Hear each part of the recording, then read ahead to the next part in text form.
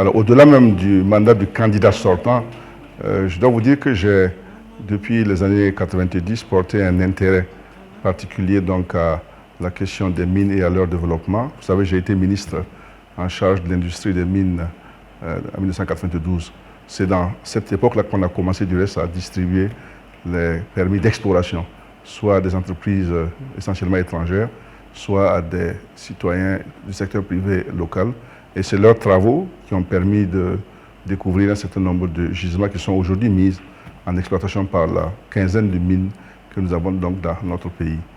Je dois dire que depuis donc, les années 90, on a assisté au développement régulier de l'installation sur place ici d'entreprises minières qui exploitent notamment de l'or dans notre pays et qui sont devenus des acteurs majeurs de notre vie économique.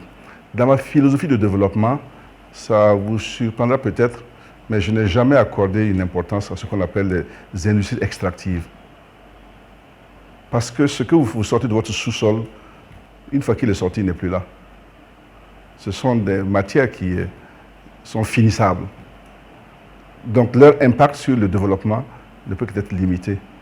Moi, j'ai tendance à accorder plus d'importance aux industries manufacturières et aux industries mécaniques qui sont des pôles de création d'emplois, de valeur ajoutée et qui ont un impact beaucoup plus durable.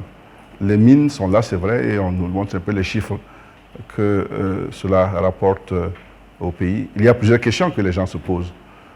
D'abord, combien gagnons-nous à la suite donc, des contrats que nous avons signés? Est-ce que nous gagnons autant que nous devons gagner? Moi, j'ai eu l'expérience d'être moi-même un opérateur minier puisque j'étais à Areva.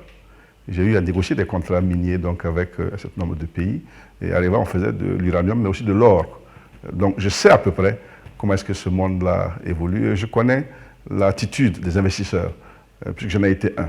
Oui, et la question que les gens se posent, est-ce qu'on reçoit suffisamment de ce que notre sous-sol regorge? Premier élément.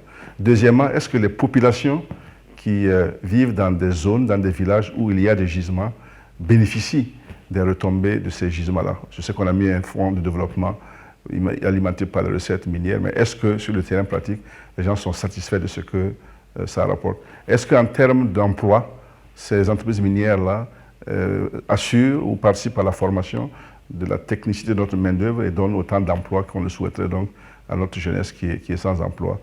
Sans aucun doute qu'en termes de paiement de taxes et d'impôts et d'achats locaux, on a un impact qui est réel. Mais il faut mettre tous ensemble pour poser la question de l'impact donc de ce secteur-là.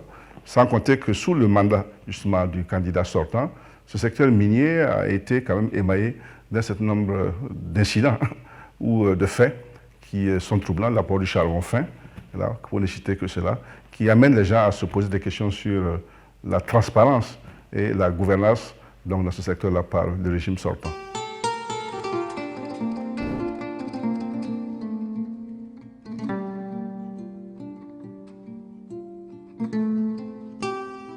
Mais moi, je vous dis justement que pour moi, le développement ne peut pas se baser sur les industries extractives. Moi, j'aurais mis l'accent sur les industries manufacturières et les industries mécaniques. Regardez ce que la Chine a fait. Pourquoi se fait-il que toutes les motos que vous utilisez, vous, viennent de Chine? C'est ça l'avenir. Voilà. C'est par là qu'il faut aller. On a un certain nombre de matières premières comme le coton ici, qui ne demandait qu'à être transformé par une industrie manufacturière. Il faut alors, je ne dis pas qu'il ne faut pas développer l'industrie minière, mais il faut mettre l'accent sur une autre forme d'industrialisation. C'est celle qui, de mon point de vue, notamment l'industrie manufacturière et mécanique, là, permet une grande valeur ajoutée, de créer des emplois et d'avoir un impact beaucoup plus durable. Tout ce que vous enlevez de votre sous-sol, une fois que vous l'avez enlevé, c'est fini. C'est comme le pétrole, c'est comme le manganèse, c'est comme le zinc. Ce sont des ressources qui sont finissables. Et donc, elles ne peuvent pas avoir un impact à long terme sur le développement. Elles vous procurent, à un moment donné, de l'argent. Encore faut-il bien le gérer. Et on le voit dans beaucoup de pays pétroliers où la pauvreté est endémique. Parce que souvent, quand c'est un flux d'argent qui vient en grande quantité, il y a des questions de gouvernance. Mais ça n'assure jamais le développement.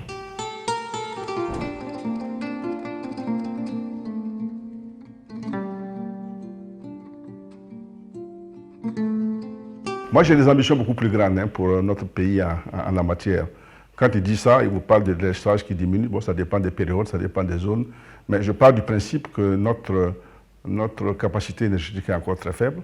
Et surtout, elle a un coût élevé qui plombe notre industrie.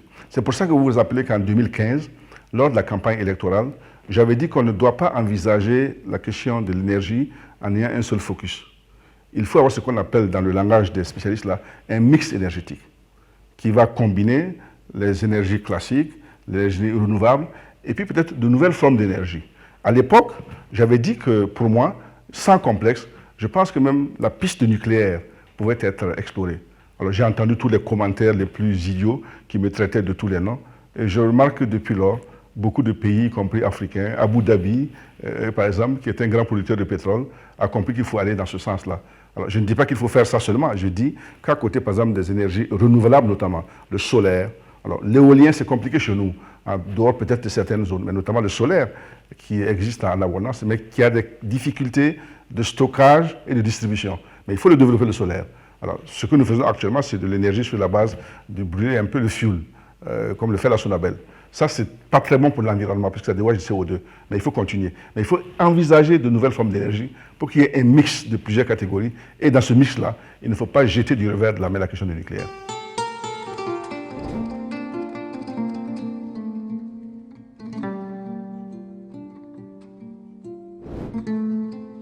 Moi, je ne regarde pas les projets, je regarde les résultats. Je suis heureux quand je vois qu'un village s'électrifie. Mais vous voyez, nous sommes à 60 ans de notre indépendance. Normalement, ces questions-là, on ne devrait pas être aujourd'hui à en parler et faire des choses dans ce domaine-là ne devrait pas être vu comme étant un signe d'exploit. Si après 60 ans d'indépendance, on a encore des villages qui ne sont pas électrifiés, ça veut dire qu'on a un gros souci, un gros problème.